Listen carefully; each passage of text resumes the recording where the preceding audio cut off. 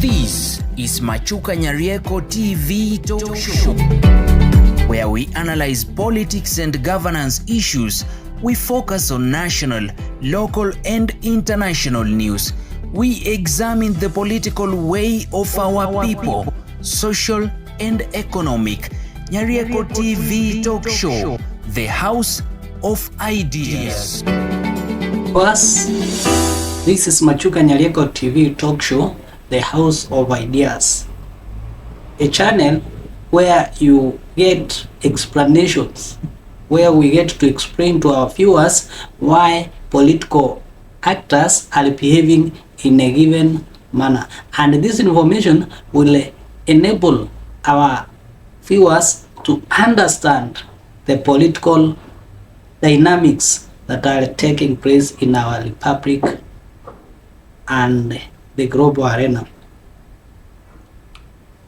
Today, I will want us to focus on one, William Ruto's house or home, which is in a total confusion. And why am I saying that William Ruto's home, which is in a total confusion? By this I mean that each and every person who is in a state position is trying to display his highest level of impunity, such that it has become so difficult for institutions to check one another. Kindly, if you are watching this channel for the first time, subscribe so that whenever we produce another video, YouTube will automatically notify you. And for our resident subscribers, thank you for your continued support, and kindly you can continue liking our videos so that we move on together. Back to our discussion today, which is on the impunity which has been displayed by various political actors, by various institutions in the recent past. But to be more specific, today I will maybe look at the acting Inspector General Masingiri. Of course, Masingiri was given an opportunity to act as an Inspector General following the resignation of the previous Inspector General after he was forced to do so. But a significant question that arises: is it only Masingiri who has shown such an impunity? And to answer this question, the answer is no. I was shocked when I saw each and every member of parliament referring to Masingiri as a person of impunity. Just like the Bible says, you cannot remove a speck in your brother's eyes while you have a rock in your own eye.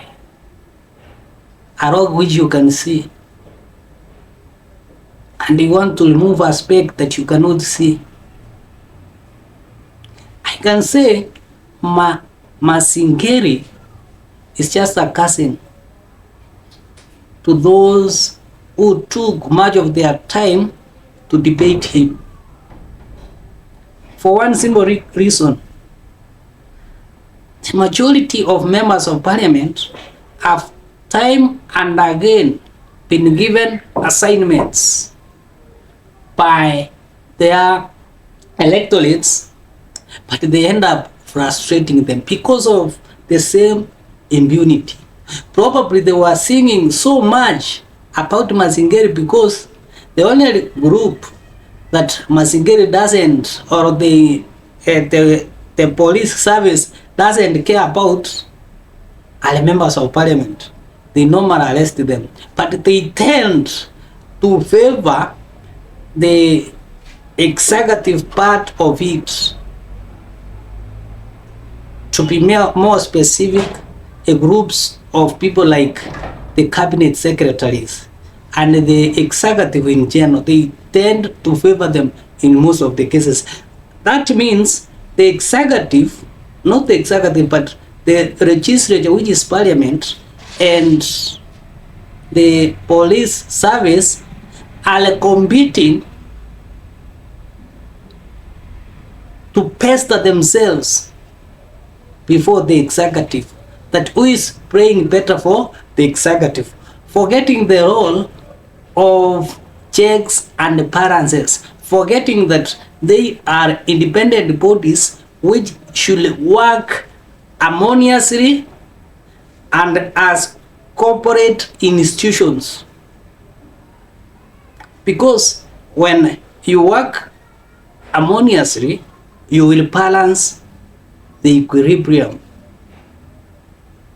When you leave your independent institution and move to another institution, it means the equilibrium will not balance. So that's what the executive, that's what the legislature, which is parliament, and the National Police Service has been doing. They have been sleeping in bed with the executive.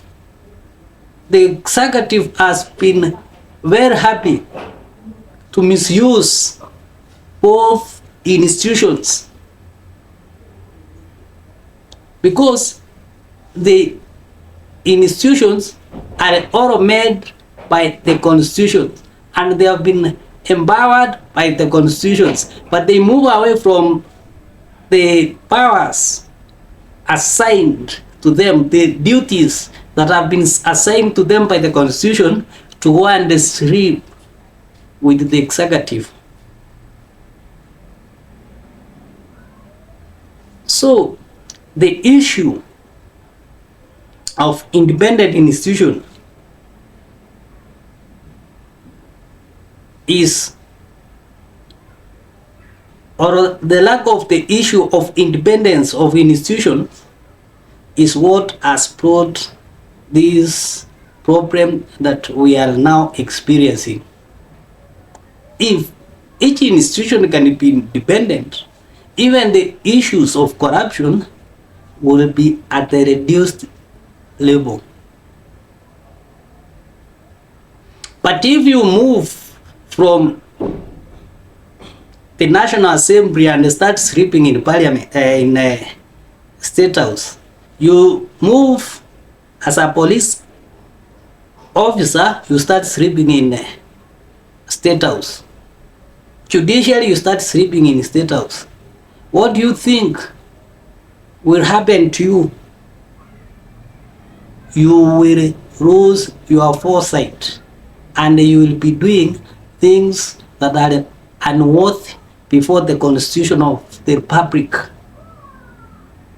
of Kenya. Therefore, what ought to be done now is people, state officers, to go back to the Constitution,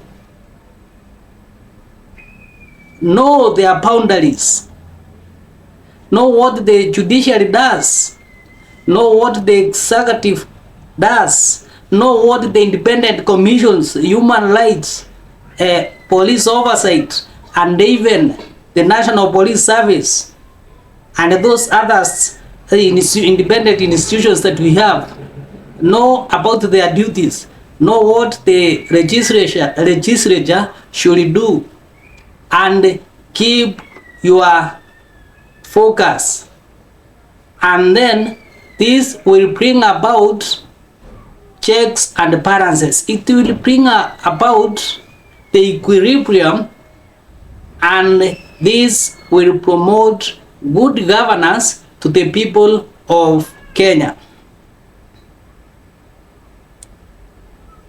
This is Machuka Nyarieko TV talk show, the house of ideas. Have a present night.